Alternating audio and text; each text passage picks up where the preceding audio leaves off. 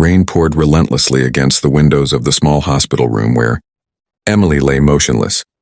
Her legs were immobile. The diagnosis had been made months ago.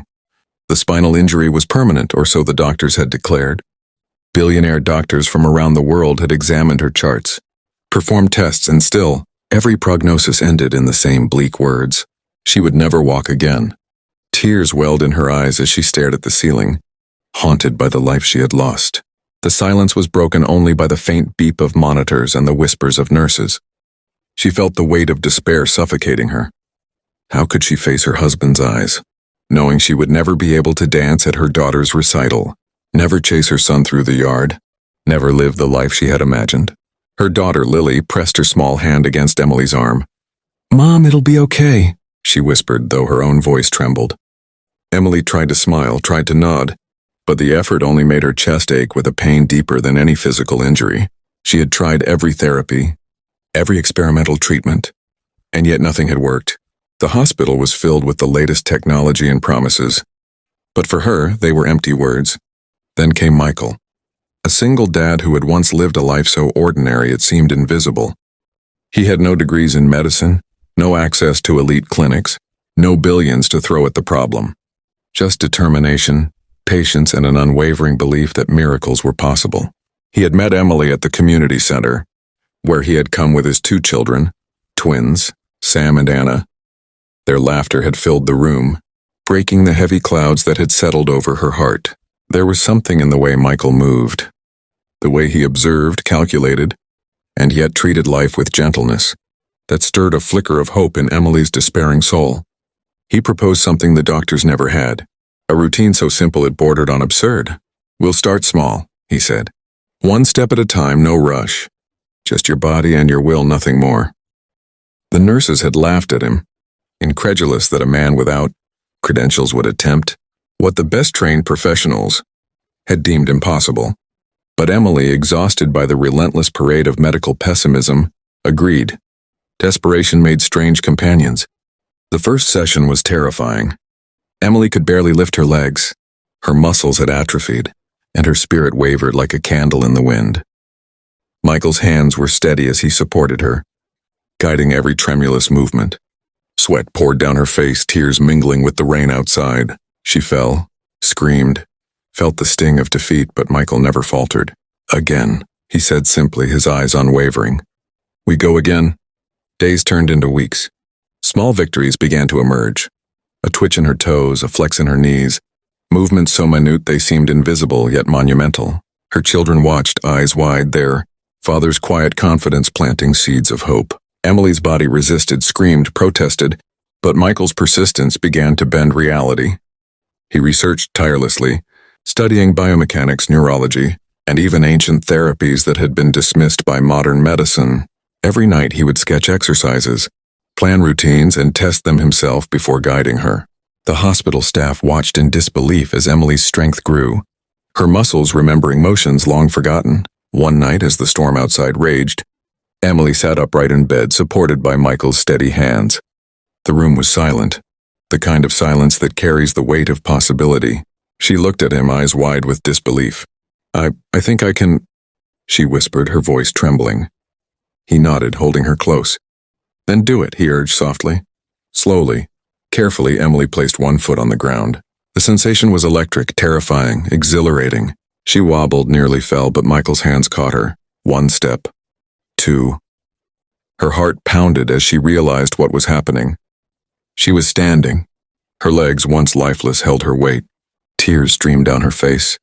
And Michael smiled, quiet, steady, the kind of smile that carries oceans of patience and belief. By morning, Emily had walked across the room without support.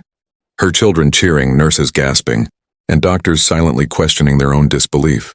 Michael's methods, unconventional, relentless, miraculous, had achieved what billions of dollars and centuries of medical knowledge had failed to do. Emily collapsed into her husband's, or rather, her rescuer's arms, sobbing uncontrollably, the weight of despair finally lifting. The storm outside had passed, but a new storm had begun inside her, a flood of hope, gratitude, and awe at the ordinary man who had performed the extraordinary. Word of the miracle spread like wildfire. News outlets covered Emily's recovery, heralding the mysterious single dad who had achieved what the world's most expensive doctors could not.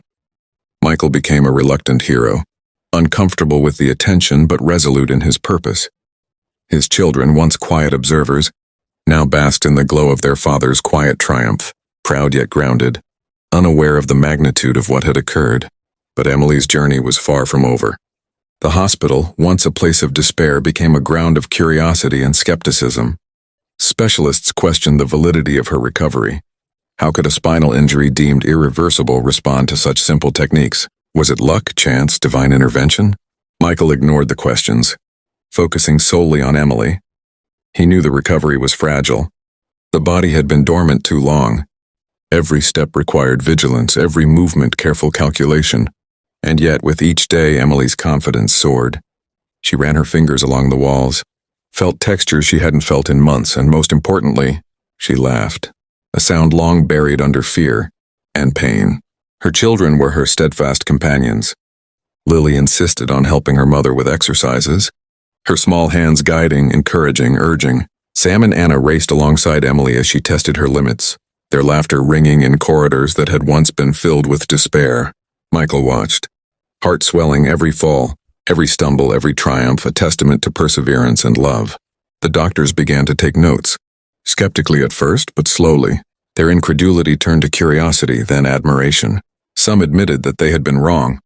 Others whispered about the possibilities that lay in combining rigorous science with human determination, about the blind spots of their own confidence in technology over tenacity. Then came the day Emily walked outside. The first time she had felt grass under her feet in over a year. The sunlight kissed her face, wind tangled her hair, and she inhaled the scent of freedom. She turned to Michael, eyes glistening. I never thought this day would come, she whispered. He smiled, brushing the damp hair from her forehead. Neither did I, he admitted, though a part of him had always believed it could. That belief, stubborn and unyielding, had been the invisible scaffold that held her dreams upright when her body could not. The journey continued, not as a tale of miraculous recovery alone, but as a testament to the human spirit.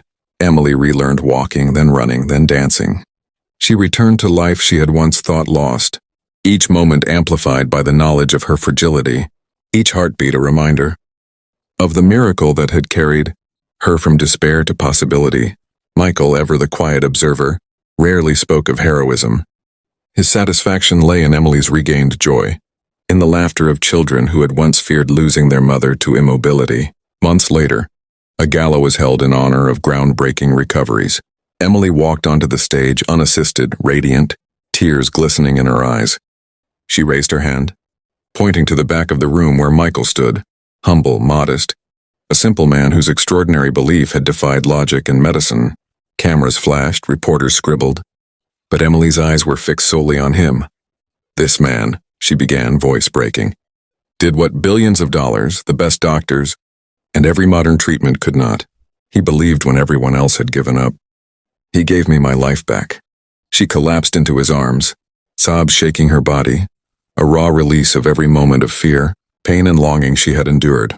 The audience was silent, stunned, the kind of silence that held reverence and awe. Michael's children ran onto the stage, wrapping their arms around both parents, a family reunited by love, persistence, and the unyielding belief in the impossible. Journalists asked questions, specialists marveled, and Emily finally realized the truth. Life was fragile. Miracles were rare, but sometimes, when determination met love, the impossible became inevitable. And so life returned. Emily walked, ran, and danced with abandon. Michael continued his quiet life, ever present, never seeking accolades, always teaching that miracles were less about money, fame, or status, and more about patience, belief, and relentless devotion. The hospital that once echoed with despair now rang with laughter, hope, and the extraordinary story of a single dad who did what the world had told everyone was impossible. Tears were shed, hearts healed, and a life once thought lost blossomed anew under the care of an ordinary man whose belief had rewritten destiny. Emily often looked back, remembering the darkness, the sterile halls, the despair, and she knew, with certainty, that no doctor, no billion-dollar technology, no modern miracle could compare to the quiet power of human determination. Guided by love, And in that knowledge, she lived fully, gratefully, and most importantly, on her own 2 feet, free, unstoppable, and alive.